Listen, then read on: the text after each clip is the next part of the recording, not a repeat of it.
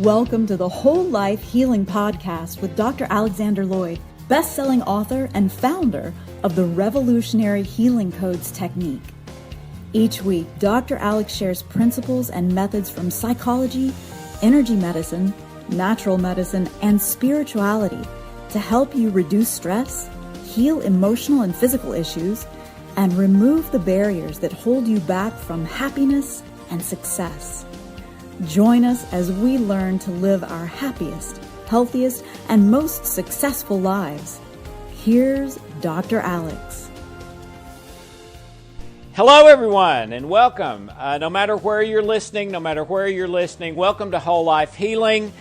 After about 25 years in this field, I realized that a lot of people were not getting to complete healing because they were addressing only one part of their being, body, mind, or spirit, and that if you can address all three, it tends to elicit deep, holistic, complete healing. And so that's what we're about. And we have these teachings that are kind of the spiritual and mental side. The codes that Johanna will be doing in a few minutes are more the physical part of that. But even the physical part is designed to heal that spiritual root.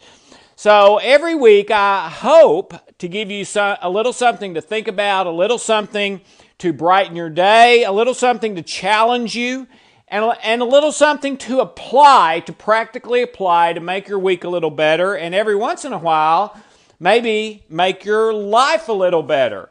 We only started doing this podcast very, very recently, and I was thrilled to hear that someone contacted me 2 days ago and told me that it was number 3 on iTunes in the area of alternative health, and that's terrific. We've done no advertising at all, except telling people on this call that they can access it there. Nothing else. So hopefully it's helping some people, or at least challenging or being interesting to some people. Let us know how we can do this better, and we'll do our best to do that. Today I'm going to be talking about struggles that you go through, and where do they come from, and how can you identify that pretty quickly in order to short circuit the cycle where a trigger happens which initiates a problem. The problem elicits negative thoughts, negative feelings, negative behaviors, things to numb the pain, habits or addictions, and you get in this cycle that you keep repeating all your life. So how do you break that cycle? That's kind of what we're going to be talking about.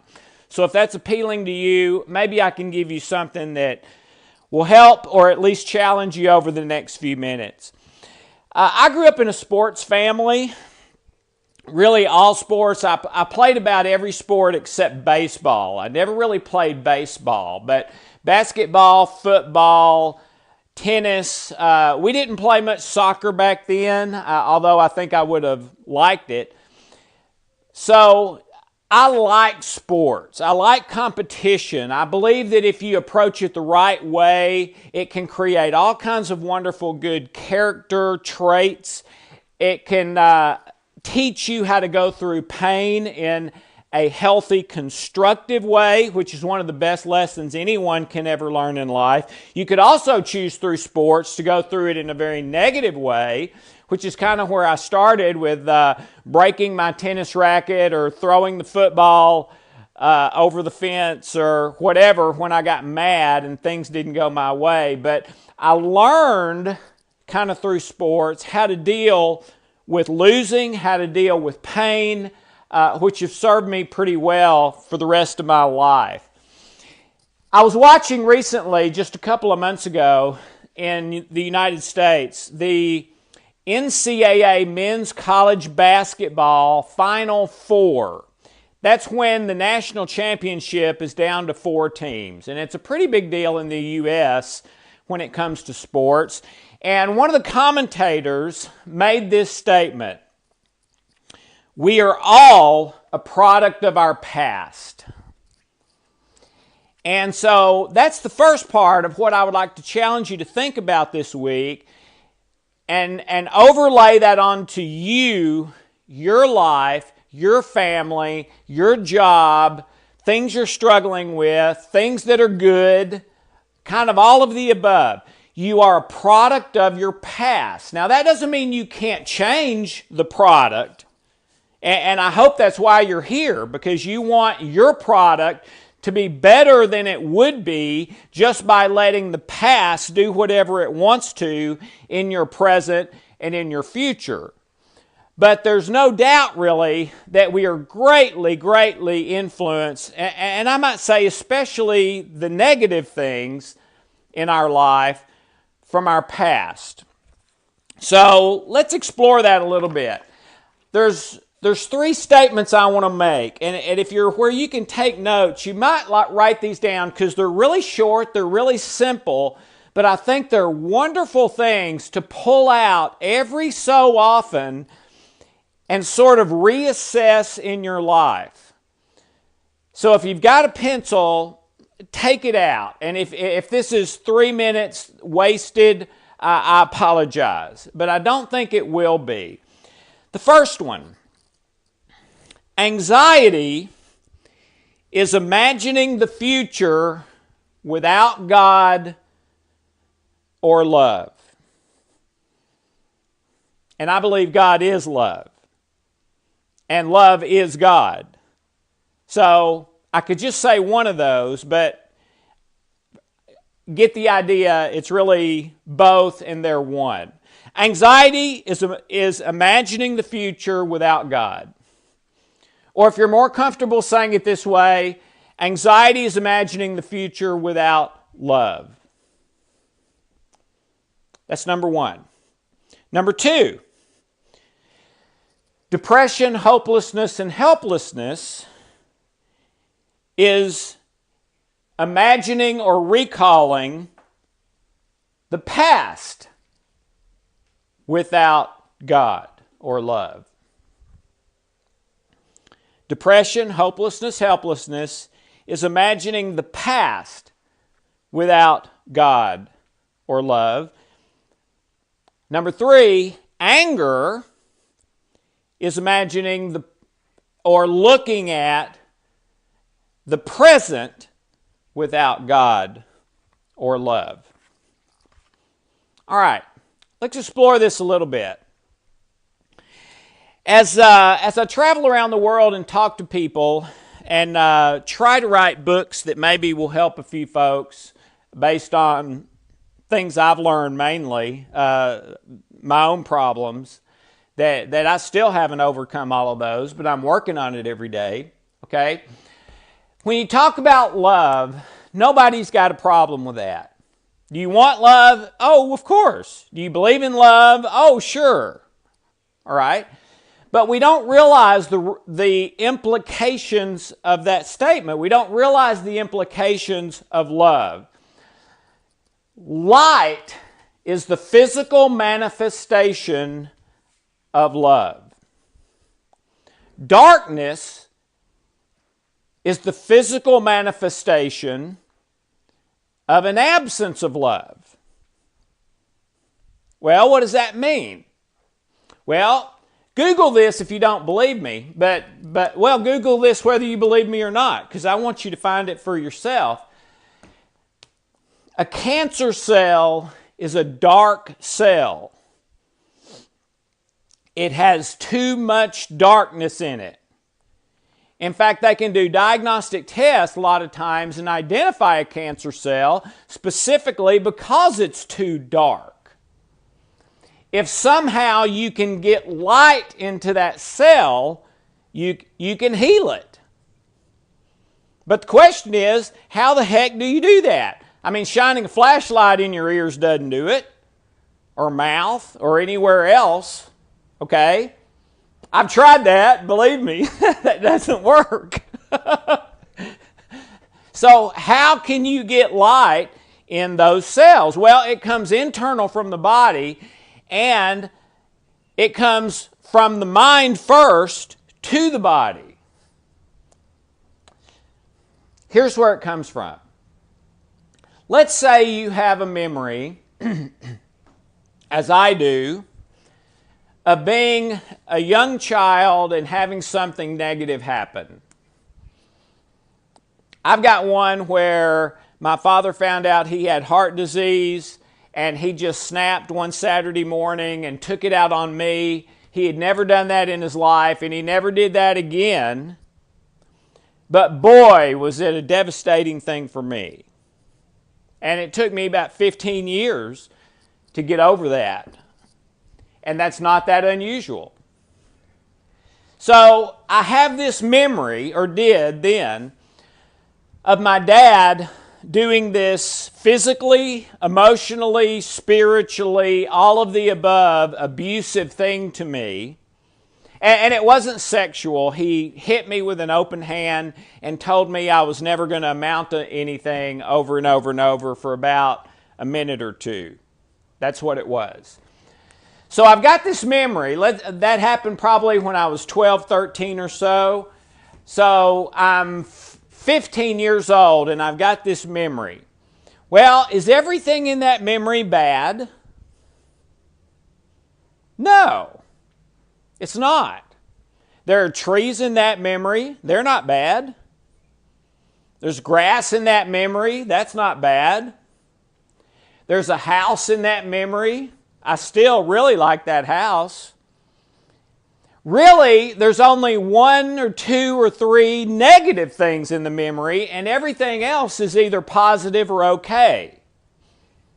So you might think of those one or two or three negative things in the memory as darkness. Okay? So that memory, as long as I have it, until I fix that 12 or 13-year-old issue in my life, is resonating a signal to my brain that basically my brain interprets as turn off the lights. In other words, darkness starts flowing from inside of me to cells, to organs, to systems, etc. Why? Because there's an absence of love in that memory. It's my father hitting me. That's not love. Love doesn't do that. And that darkness from that memory, and I am talking physical darkness, starts to go from cell to cell to cell because of the control mechanisms in my brain and nervous system in response to that memory. And if I'm not really careful, in a few years or months, it's going to start causing physical health problems. And the doctor's going to run diagnostic tests. He's going to see those dark cells. And here we go. When you heal a memory, and that's what I've been doing for the last 17 plus years, you don't eliminate it. You can't eliminate it. You can't eliminate a memory. In fact, they've cut out every part of the brain and the memories are still there. And you don't want to take away the things in the memory that are negative. Positive. You don't want to take away the trees, or the grass, or the house, or the birds, or all that other stuff. So the whole memory doesn't even have to be changed. The only thing that has to be changed in that memory is the absence of love. Now, about that memory for about 15 years, I already told you it took me a long, long time to recover from that. When I thought about that memory, I immediately felt bad. Okay? physically bad, emotionally bad, in every way bad. Why? Why did I feel bad? Because there's a love problem in that memory, which is what we are all about. I believe it's what we're on this earth for, is to choose love or to choose fear when things get tough. That's the test, and it's 10 times a day, every day. Will you choose love or fear when things get tough? And typically we choose fear. Okay, so back to my memory with my dad. There's very little wrong with that memory. And that is an absence of love. And that's the non-physical side. The physical side is the corresponding darkness instead of light, which is transmitted to my brain and nervous system 24/7 until it's fixed. And my brain and nervous system send a signal out to other cells that cause them to close, and there starts a lack of love and darkness in them. And it spreads like a virus. That's it. That's how it works. And then the doctor picks it up on his test as darkness, cancer cells, diabetes, MS, whatever it happens to be, wherever you break at your weakest link. So the only way to fix this negative domino effect, negative cycle, is to put the love back in. You see, the reason that memory caused me so much harm for 15 years was not because of what happened. I still remember my dad hitting me and saying, "Alex, you're never going to amount to anything." Because that's the truth. That's what happened. But that's not what was causing the fear and darkness. What was causing the fear and darkness was my therefore. And it is always the therefore. Because my dad hit me and told me I'm never going to amount to anything, the therefore, I'm never going to amount to anything. Because my dad was my hero at this time. If he says it's true, you can take it to the bank. Only in this case, it wasn't true. So I don't even have to change what's in the memory. I don't even have to change that he hit me and said you're not going to amount to anything. The only thing that has to change is the therefore. And so you have to pour love into the therefore. So what is my love for that memory? What is my change in the therefore now? It's the truth. That had nothing to do with me. My dad was terrified of his own health problem. And on a Saturday morning, for the only time in his life, he snapped and did something he'd never done and would never do again that he greatly regretted and even apologized for later. That's the truth. So there was zero truth in his words that I was never going to amount to anything, and there never was. So I pour the love into that memory by pouring the truth into that memory. Now, let's say that it's something bad that I did. That changes it, right? Because now it's my fault. No, it doesn't change it. Everybody does things that are their fault. I'm the king of doing things wrong that are my fault. But that's the point. Everybody does. I can't judge you. You can't judge me. Judgment is for God and small children. My job is to love, no matter what. And along with love, the physical manifestation is light. And the thing that points the way to love and light is truth. The thing that points to fear and darkness is falsehood.